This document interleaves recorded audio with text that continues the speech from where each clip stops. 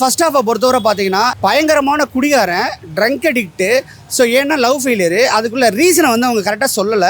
இருந்தாலும் 10 நிமிஷத்தில் கதைக்குள்ள வந்துட்டாங்க. அதனால அவங்க தப்பிச்சிட்டாங்கன்னு நினைக்க முடியும். அப்படி பார்க்கும்போது ஒரு பிபிடி டிஸார்டர் உள்ள ஒரு பொண்ணை வந்து கல்யாணம் பண்ணி வச்சுடுறாங்க. வேறு வழி இல்லை, இவன் கல்யாணம் பண்ணி வச்சதை திருந்துவான்னு சொல்லிட்டு கல்யாணம் பண்ணி வச்சுறாங்க. அந்த பொண்ணோட இவன் வாழணும், அவங்களுக்கு ஞாபகம் மறதிலாம் ஜாஸ்தி. ஸோ இந்த பொண்ணு ஒரு மாதிரியான மென்டல் டிஸார்டர் உள்ள பொண்ணு இல்லையா? ஸோ ஒரு மாதிரியான மென்டலான பொண்ணு. இந்த பொண்ணோட எப்படி இவன் வாழ போகிறான்னு பார்க்கும்போது பார்த்தா திடீர் குழந்தை பிறந்தது. குழந்தை பிறந்தவனை பார்த்தீங்கன்னா அவ்வளோ சந்தோஷம் ஃபேமிலிக்கு. பரவாயில்ல, இவனுக்கு ஒரு குழந்தை பிறந்துச்சு அப்படின்னு சொல்லி இருக்கும்போது 10 நிமிஷம் கொடுக்குறாங்க. அவங்க மதர் ஃபீட் கொடுக்குறாங்க. கொடுத்தவொன்னே போய் வெண்டிலேட்டரில் வச்சுவிட்டு திரும்ப 35 நிமிஷம் கழிச்சு குழந்தைய கொடுக்குறாங்க.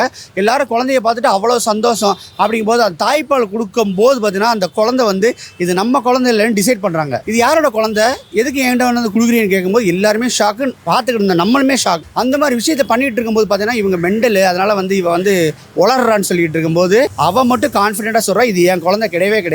என்னடா இது அப்படின்னு சொல்லிட்டு பார்க்கும்போது உடனே என்ன செய்கிறாரு, அதர்வா போய் ஒரு டிஎன்ஏ டெஸ்ட் எடுத்து பார்த்தா கண்டிப்பாக சொல்கிறேன் அது அவள் குழந்தை இல்லைன்னு ஆகிப்போச்சு. அப்போ கையில் உள்ள குழந்தை யார், நம்மளோட குழந்தை என்னாச்சு, இதை வந்து தேடி பிடிச்சி கண்டுபிடிச்சாங்களா கண்டுபிடிக்கலையாங்கிறது தான் இந்த படத்தோட கதை.